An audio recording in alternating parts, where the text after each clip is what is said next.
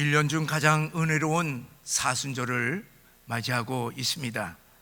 주님께서 우리를 위해서 당하신 고난과 죽으심을 깊이 묵상하심으로 하나님께서 베풀어 주신 놀라운 은혜를 우리 모두 경험하시기를 주의 이름으로 간절히 축원합니다. 우리가 하나님께서 부어주시는 충만한 은혜 위에 은혜를 깨닫게 되면은 나의 모든 것이 하나님의 은혜인 것을 깨닫고 우리는 어떠한 상황 속에서도 항상 감사하고 기뻐할 것입니다. 그러면 하나님께서 우리들에게 베풀어 주신 가장 큰 은혜 위에 은혜는 무엇이겠습니까? 그것은 두말할 것도 없이 성육신의 은혜입니다. 성육신 하신 예수님에 대하여서 요한복음 1장 1절과 14절에 이렇게 기록하고 있습니다. 태초에 말씀이 계시니라. 이 말씀이 하나님과 함께 계셨으니 곧 이 말씀은 하나님이시라. 말씀이 육신이 되어 우리 가운데 거하심에 우리가 그의 영광을 보니 아버지의 독생자의 영광이요 은혜와 진리가 충만하더라 선언하셨습니다.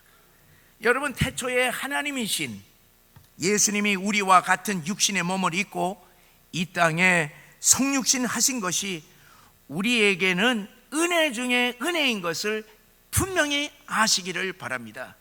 만약에 우리 예수님이 이 땅에 오시지 않았다고 할 것 같으면 우리는 이방인들로서 영원히 지옥 갈 운명에 처하였을 것입니다. 또 만약에 하나님의 모습으로 예수님이 이 땅에 오셨다면 어떤 일이 일어나겠습니까? 죄를 조금도 용납하실 수 없는 거룩하신 하나님, 죄를 심판하시는 공의의 하나님이 이 죄악 세상과 우리 모든 죄인들을 심판하셔서 다 멸망당할 수밖에 없었을 것입니다. 그러나 예수님은 그렇게 오시지 않으셨습니다. 이 땅의 모든 죄인들을 구원하시기 위하여서 하나님 나라의 모든 영광과 존귀와 권세를 다 버리시고 이 세상에 오셨습니다. 영원하신 분이 시간과 공간 속에 오셔서 제한을 받으셨습니다. 무한하신 분이 유한한 존재가 되셨던 것입니다. 그리고 죄인들을 섬기기 위하여서 마지막에는 모든 죄를 대신 지시고 십자가에 죽으심으로 죄인들을 구원해 주셨던 것입니다. 이 성육신의 예수님에 대하여서 사도 바울은 빌립보서 2장에서 이렇게 교인들에게 편지를 했습니다. 우리 다 같이 읽어보시겠습니다. 그는 근본 하나님의 본체시나 하나님과 동등됨을 취할 것으로 여기지 아니하시고 오히려 자기를 비워 종의 형체를 가지사 사람들과 같이 되셨고 사람의 모양으로 나타나사 자기를 낮추시고 죽기까지 복종하셨으니 그 십자가에 죽으심이라. 이와 같은 성육신의 은혜로 말미암아 인류의 최대의 문제인 죄와 죽음의 문제, 영생의 문제를 주님께서 해결해 주셨습니다. 또한 지옥에 갈 우리들이 구원받아 하나님의 자녀가 되어서 그리고 지금부터 영원토록 천국 백성으로 살게 되니 성육신의 은혜야말로 은혜 중에 은혜인 줄 믿으시기 바랍니다. 성경은 우리 예수님에 대하여서 사랑, 긍휼, 평화, 겸손, 인내, 지혜가 충만하신 분으로 기록하고 있지만은 오늘 본문에서는 예수님의 특성에 대하여 두 가지로 압축하고 있습니다. 그것이 은혜와 진리로 충만하더라 하는 말씀입니다. 오늘 이 아침에는 은혜와 진리가 충만하신 우리 예수님에 대하여서 깊이 생각하심으로 함께 은혜를 나누고자 합니다.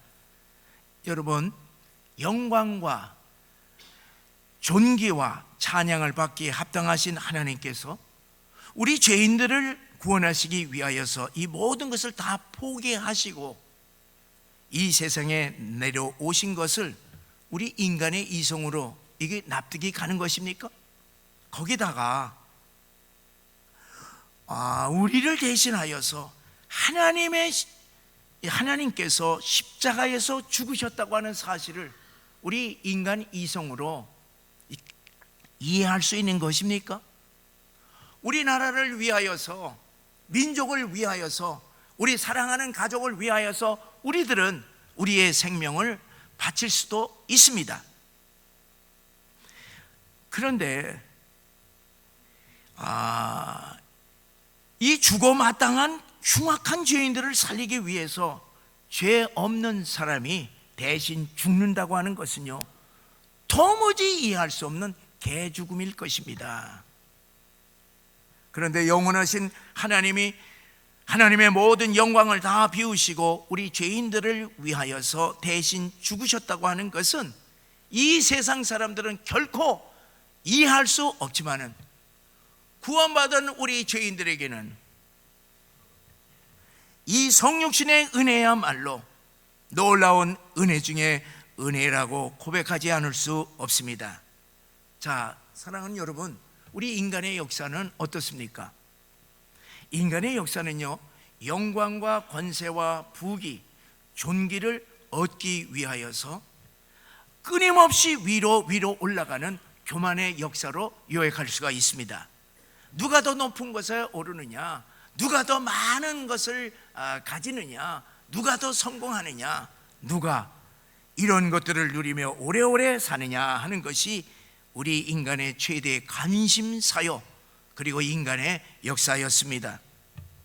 사람들은 저마다 자기 왕국을 꿈꾸며 왕이 되기를 원하고 있습니다. 나라의 왕이 아니더라도 정당의 왕이나 회사의 왕이나 어떤 공동체의 왕이나 교회의 왕이나 심지어 가정에서도 왕노릇하고자 합니다. 이런 영광의 자리를 위하여서 사람들은 치열하게 경쟁을 하고 싸우고 심지어 거짓과 중상모략도 서슴지 않습니다. 이러한 인간의 교만한 역사는 무엇을 낳았습니까? 서로 경쟁하고 미워하고 서로 죽이는 역사를 낳았습니다. 인간의 역사는 세상을 불신과 미움과 원망의 세상으로, 분열과 전쟁의 세상으로, 거짓과 죄악이 가득한 사단이 지배하는 세상으로 만들었던 것입니다. 이에 비해서 철저하게 모든 것을 다 비우고 베풀어 주시는 예수님의 성육신의 역사는 무엇을 낳았습니까? 충만한 은혜와 진리의 역사를 낳았습니다. 감사와 기쁨과 찬양에 넘치는 구원의 역사를 낳았습니다. 사랑과 평화와 소망이 넘치는 생명의 역사를 낳았습니다. 부정과 불의와 어둠의 세력들을 물리치는 공의의 역사를 낳았던 것입니다. 예수님은 탄생부터 십자가의 죽음에 이르기까지요, 인생 전체를 다 비우고 섬기고 은혜를 베푸셨습니다. 비천한 구유에서 태어나셨습니다. 짐승도 보금자리가 있지만은 예수님은 너무너무 가난하여서 머리 둘 방 한 칸도 없으셨습니다. 풍채도 없고 마른 나무 줄기같이 외모도 형편없었습니다. 당시에 권세 있는 사람들과 교제하지도 않았습니다. 오히려 천한 자들과 죄인들과 병들고 가난한 자들과 교제하셨습니다. 그들을 사랑하고 섬겼습니다. 제자들의 발도 씻어 주셨습니다. 마지막에는 예수님의 생명도 주셨던 것입니다. 왜 그렇게 하셨습니까?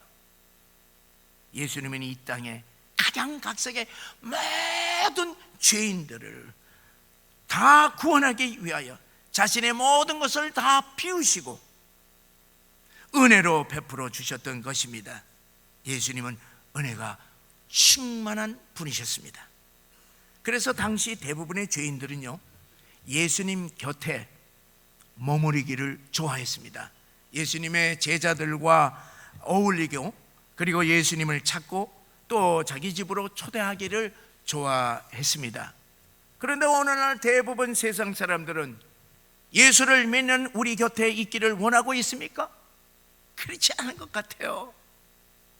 예수님 당시에는 불신자들이 예수님께 다가가기 위해서 지붕까지 뚫었습니다.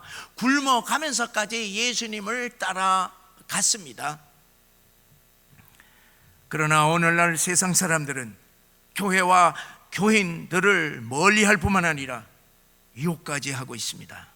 왜 그렇습니까? 교인들에게서 실망을 했기 때문에 그렇습니다.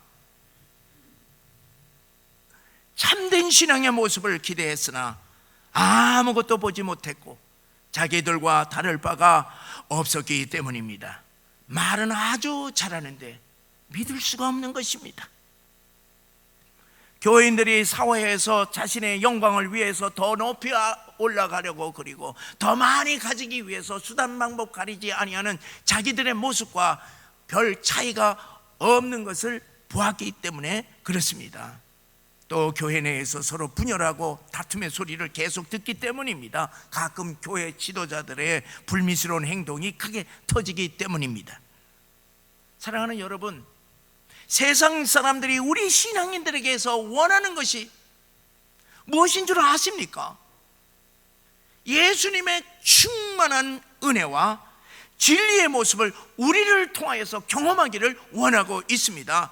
왜냐하면 세상 사람들은 이 삭막한 세상에서 예수님의 충만한 은혜와 진리를 진리에 목말라하고 그리고 갈망하고 있기 때문입니다. 오늘 본문에 보게 되면은 사람들이 성육신 하신 예수님에게서 독생자의 영광, 곧 하나님의 영광을 보았다고 말씀하고 있습니다.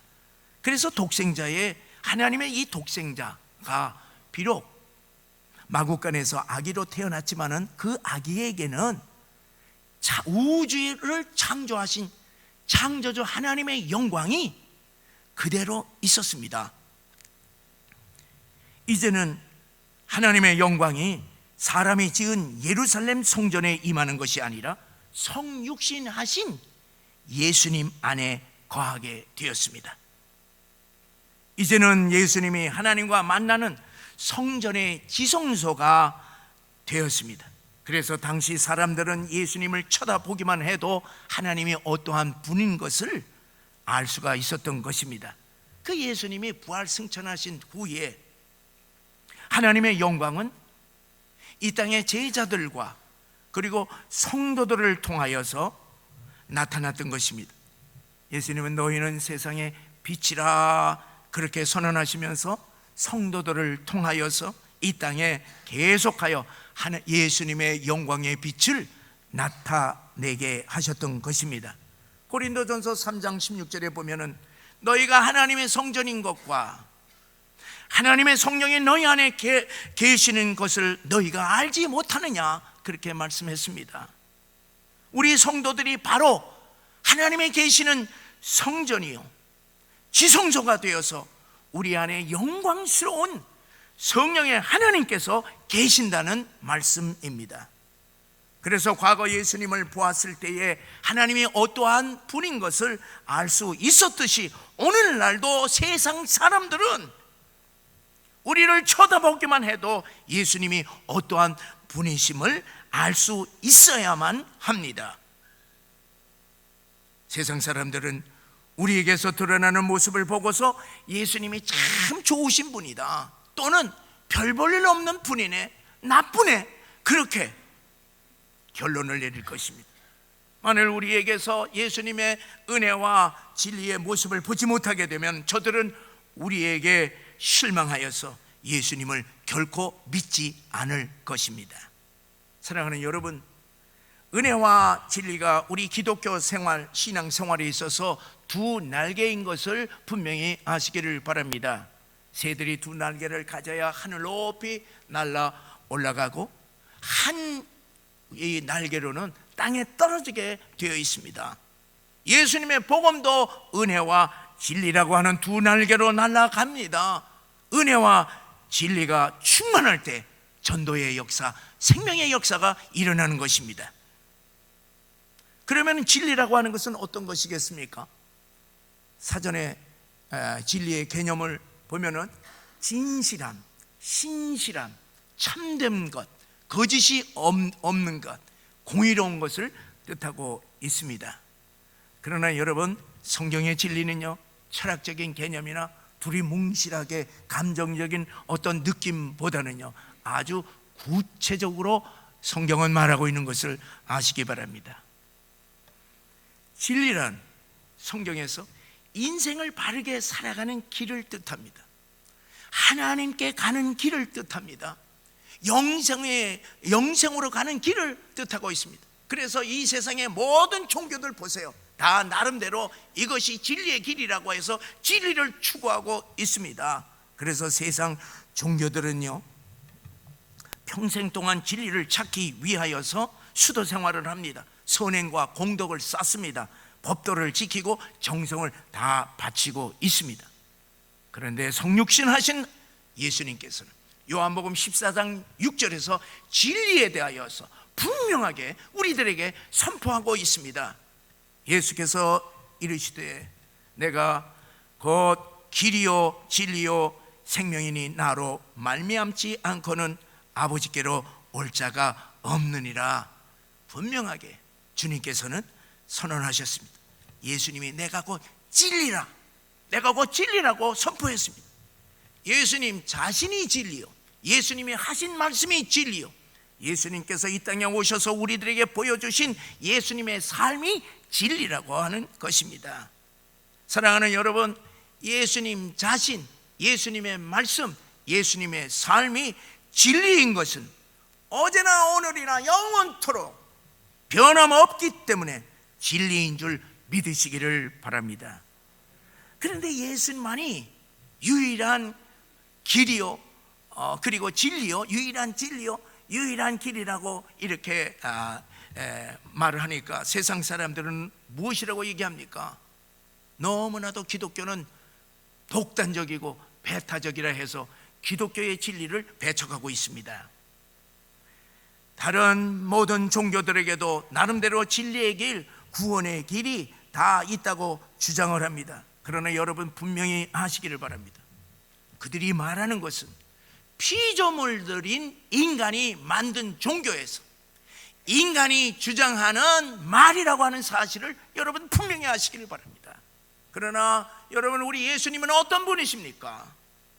여러분, 우리 예수님은 태초부터 계신 영원하신 창조주 하나님으로서 이 땅에 오셔서 내가 길이다, 내가 진리라고 선포하셨습니다. 여러분, 사람의 말이 아니라 영원토록 살아계신 하나님의 말씀, 이것이 진리라고 하는 사실을 분명히 아시기를 바랍니다. 이 세상의 모든 사람들이 다 주장을 하고 동일하게 투표를 해서 진리라고 얘기를 한다 할지라도 천지를 지으신 하나님께서, 영원하신 하나님께서 이것이 진리라고 말씀하면 그것이 진리인 줄 믿으시기를 바랍니다. 그러므로 사랑하는 여러분, 하나님의 말씀만이 진리요, 사람의 말은 진리가 아니라고 하는 사실을 아시기를 바랍니다. 예수님 안에서만 은혜와 진리가 충만하다고 하는 사실을 믿으시기를 주의 이름으로 간절히 축원합니다. 그런데 우리가 신앙생활하면서 이 진리의 말씀대로 행하지 못하는 것이 우리 신앙인들의 가장 큰 문제입니다. 어떻게 하면 우리도 예수님처럼 충만한 은혜와 진리의 삶을 살 수 있겠는가? 우리가 두 가지를 생각할 수가 있습니다. 첫째는 우리가 먼저 은혜를 받아야 합니다. 자, 여러분, 성경을 자세히 보면은요, 재미있는 것을 발견하게 됩니다. 은혜와 진리라고 하는 오늘 말씀처럼 성경에 보면 은혜와 그 다음에 무엇이다 하는 말이 짝을 이루어서 반드시 나오게 되어 있습니다. 여러분, 에베소에 보면은 1장 2절에 은혜와 평강, 느헤미야 9장 17절에 은혜와 긍휼, 그리고 시편 84편 11절에 은혜와 영화, 그리고 은혜와 권능, 은혜와 자비, 은혜와 사도의 직분, 은혜와 의의 선물, 이러한 말씀처럼 은혜가 반드시 먼저 앞에 나오고 있습니다. 그럼 왜 성경에서 은혜가 이렇게 먼저 나오는 것입니까? 그것은 우리가 은혜를 받으면 평강이 따라오기 때문입니다. 은혜를 받으면 진리가 따라오기 때문입니다. 은혜를 받으면 긍휼과 자비가 따라오기 때문입니다. 어느 경우에나 하나님에 관한 한 은혜가 먼저 나오지 뒤에 나오는 경우는 없습니다. 물론 우리가 기도할 때 어떻게 기도해요? 사랑과 은혜가 풍성하신 하나님, 이렇게 우리가 하나님께 부르며 기도하지 않습니까? 그런데요, 이 사랑과 은혜가 풍성하신 하나님의 경우는요, 다른 것을 알아야 됩니다. 하나님은 원래 사랑의 본체이십니다. 하나님이 은혜를 받아야 사랑하시는 분이 아닙니다. 하나님은 사랑이시기에 그 사랑을 우리들에게 은혜로 베푸시는 하나님이십니다. 그렇기 때문에 사랑과 은혜가 풍성하신 하나님은 그 순서가 아주 정확한 표현인 것을 우리가 아시기 바랍니다. 그러나 우리 인간의 경우는 다르죠. 다릅니다. 하나님의 거저 베푸시는 은혜가 먼저 나와야만 합니다. 하나님이 은혜를 먼저 베푸셔야 여러 가지 하나님의 신령한 복들을 누릴 수가 있기 때문에 은혜를 먼저 받아야 한다는 것을 잊지 마시기를 바랍니다. 그래서 우리가 은혜를 먼저 받아야 평강을 누릴 수가 있습니다. 우리가 은혜를 먼저 받아야 진리도 깨달을 수가 있습니다. 우리가 은혜를 먼저 받아야 자비도 긍휼도 입을 수가 있습니다. 고린도전서 13장 13절에는 바울이 이제 축도에 대하여서 이렇게 기록을 합니다. 주 예수 그리스도의 은혜와 하나님의 사랑과 성령의 교통하심이 너희 무리와 함께 있을지어다. 이 축복의 기도도 마찬가지입니다. 예수님의 은혜를 먼저 받아야 하나님의 사랑을 비로소 깨닫게 되고 그 은혜와 사랑 가운데서 성령의 교통하심을 경험하게 된다는 말씀입니다. 그러므로 사랑하는 여러분, 우리가 하나님의 은혜를 먼저 내게 부어달라고 항상 하나님께 간구하시기를 바랍니다. 그래야 다른 복이 은혜 위에 은혜로 따르게 될 줄 믿습니다. 우리가 은혜를 받게 되면 자동적으로 나오는 것이 있습니다. 은혜를 받게 되면 자동적으로 기쁨과 감사와 찬양이 터져 나옵니다. 그래서 우리가 항상 기뻐하고 항상 감사하고 항상 기도할 수 있는 비결은 먼저 은혜가 임하게 되면 우리는 얼마든지 할 수 있게 되는 것입니다. 우리가 그러면 어떻게 진리의 말씀을 따를 수가 있겠습니까? 먼저 은혜가 충만하면 진리가 따르게 되는 줄 믿으시기를 주의 이름으로 축원합니다. 자, 그러면 어떻게 은혜가 충만하여서 진리를 행할 수가 있는가? 우리가 살펴볼 때요, 그것은 내가 지옥 갈 큰 죄인인 것을 깊이 깨달아야만 은혜와 진리가 충만하게 우리에게 임한다고 하는 사실을 아시기 바랍니다. 자, 여러분, 예수님이 성육신 하신 이유가 무엇입니까? 나를 포함한 모든 인생들이 다 죄를 짓고 다 지옥 갈 비참한 운명에 처하여 있기 때문에 이들을 구원하기 위하여서 예수님께서 이 땅에 오신 것입니다. 만약 우리가 의인이었다고 할 것 같으면, 만약 우리의 힘으로 천국에 갈 수 있었다고 할 것 같으면 하나님 예수님께서 그 영광스러운 하나님의 나라를 왜 떠날 필요가 무엇이 있겠습니까? 왜 떠납니까? 사랑하는 여러분, 예수 외에 다른 구원의 길이 있었다고 할 것 같으면 더욱 예수님께서 이 땅에 오셔서 십자가에 피 흘려 죽으시고 고난 당할 이유가 무엇이 있겠습니까? 그런데 구원받은 우리가 내가 예수님이 아니면은 정말로 지옥 갈 사악한 죄인인가? 이것을 깊이 깨닫고 있느냐 하는 것이, 이것이 우리들의 문제입니다. 여러분, 우리는 다 예수 믿고 구원받았어요. 그런데 정말로 예수님이 아니면은 우리가 지옥 갈 것이라고 하는 사실을 깊이 우리들이 깨닫고 그 은혜에 지금 감사한 생활을 하고 있습니까? 믿는 분들 가운데에 죄에 대해서 이런 말을 많이 하곤 합니다. 목사님, 제가 죄인인 것을 인정합니다. 그런데 적어도 저는요, 조폭이나 무슨 창녀나 살인자나 사기꾼같이 흉악하고 더러운 죄는 범치 않습니다. 모든 사람이 다 죄인이라고 할지라도 다 똑같은 죄인이라고 볼 수는 없지 않습니까? 죄인들도 다 등급이 있지 않겠습니까? 그렇게 생각을 하면서 자기 죄에 대하여서는 심각하게 생각하지 않는 경향이 있습니다. 그러나 여러분 분명히 아시기 바랍니다. 그것은 우리 인간의 생각입니다. 아직 내가 얼마나 큰 죄인임을 깨닫지 못하기 때문에 다른 사람들과 비교하는 것입니다. 다른 흉악한 범죄자들과 비교하여서 내가 좀 나은 죄인으로 생각하는 것입니다. 그렇게 되면요, 은혜 받을 수가 없습니다. 그렇게 되면 큰 은혜가 내게 임할 수가 없습니다. 여러분, 우리가 죄인이다, 죄인이 아니라고 하는 그런 판정은 다른 사람들과 비교해서 내가 결정하는 것이 아닙니다. 죄라고 하는 것은 하나님 앞에서 판정을 받는 것입니다. 거룩하신 하나님 앞에는 조그마한 어떠한 죄도 용납할 수 없기 때문에 큰 죄인, 작은 죄인 모두 다 똑같은 죄인으로 지옥의 심판을 받는다고 하는 것을 분명히 아시기를 바랍니다. 또한 하나님은 살인죄나 사람을 미워하는 마음을 똑같은 죄로 보고 있습니다. 도둑질이나 탐심이나 똑같은 죄요. 음란의 이 간음죄나 마음에 음욕을 품은 것이나 똑같은 죄라고 했습니다. 사람들이 보기에 가장 거룩하고 경건한 바리새인들과 서기관들을 보세요. 예수님이 그들을 향해서 뭐라고 그랬습니까? 예수님은 그들의 마음속에 가득한 위선과 탐심과 교만을 보시고, 이 독사의 자식들아, 너희는 회칠한 무덤이로다.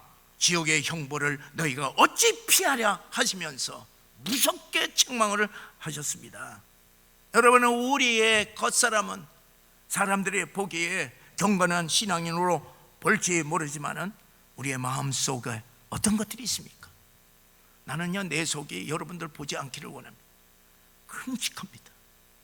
불신, 불평, 원망, 탐심, 교만, 위선, 음란, 시기질투, 우상숭배, 물질을 우상숭배하는 이런 것들로 가득하지 않습니다. 우리들이 예수님의 보혈의 피로서 씻히니까 그렇지. 여러분, 우리의 내면을 보게 되면은, 여러분, 우리 스스로 이것을 보게 되면 우리 스스로도 깜짝 놀라지 않겠습니까? 사랑하는 여러분, 우리 모두 내가 지옥의 심판을 받아야 할 큰 죄인을 깊이 깨달았게 될 때에, 그때서야 비로소 날 위하여서 피 흘려 죽으신 성육신의 은혜가 우리가 깊이 경험한다고 하는 사실을 분명히 아시기를 바랍니다. 저는요, 나이 36살 때 하나님이 나를 목회자로 부르셨습니다. 그때 성령의 불을 받았을 때요, 저는요 엉엉 통곡하면서 회개를 했습니다. 저는 그때까지도 나는 주일 성수를 했어요. 평생에 어렸을 때부터 내 기억에 없는 거야. 요즘에는 코로나 때문에 내가 한번 빠졌습니다만은, 그때는요 나는 주일날 빠지도 않고 열심히 헌신하고 누구보다도 열정적으로 헌신적으로 교회를 섬겼습니다. 그런데 나는 그때 내가 성령이 임하였을 때 그렇게 더러운 죄인인 것을요, 그때서 처음 봤어요. 나 3시간 반 동안 기도했고 회개했습니다. 그때에 예수님의 충만한 은혜와 충만한 진리에 그것을 깊이 깨닫고 내 인생에 있어서 가장 거룩한 시기였습니다. 사랑하는 성도 여러분, 나는 여러분 앞에 내 속을 지금 보이고 싶지를 않습니다. 왜? 죄가 많기 때문에. 우리는 나 같은 죄인 살리신 주 은혜의 놀라와 이 찬송을 부를 때마다 우리는 참으로 은혜스럽지 않습니까? 그런데 왜 그러냐 하면은 이 구구절절이 충만한 은혜가 넘치기 때문에 그렇습니다. 영원히 지옥 갈 큰 죄인이 주님의 은혜로 잃었던 생명을 다시 찾았고, 그리고 주님의 은혜로 살다가 영원한 본향인 천국에 이르러 영원토록 주님을 찬양하게 되니요, 얼마나 놀랍고 큰 은혜겠습니까? 그런데 이제 나 같은 죄인, 이것이 아니라 나 같은 사람 살리신 주님의 은혜 놀라워, 이렇게 우리가 한번 찬송을 불러보게 되면요, 은혜 되겠습니까? 천만의 말씀입니다. 천만의 말씀. 여기 죄인이라고 하는 이 말을 영어로 보면요, wretch라고 하는 이 말입니다. 이것은 가장 비참하고 불행한 존재, 이건 아주 천한 이러한 죄인을 뜻하고 있습니다.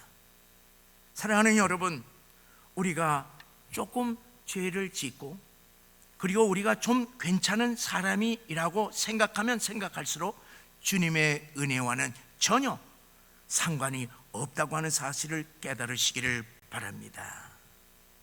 그러나 내가 영원히 지옥 갈 큰 죄인인데 예수님의 성육신의 은혜로 말미암아 내가 구원을 받아서 천국 백성이 되었으니 이 놀라운 은혜가 얼마나 큰가, 이 놀라운 은혜가 얼마나 큰가 와 같은 이 성육신의 은혜를 우리들이 깊이 이 사순절 기간 동안 깨달으시기를 주의 이름으로 간절히 축원합니다.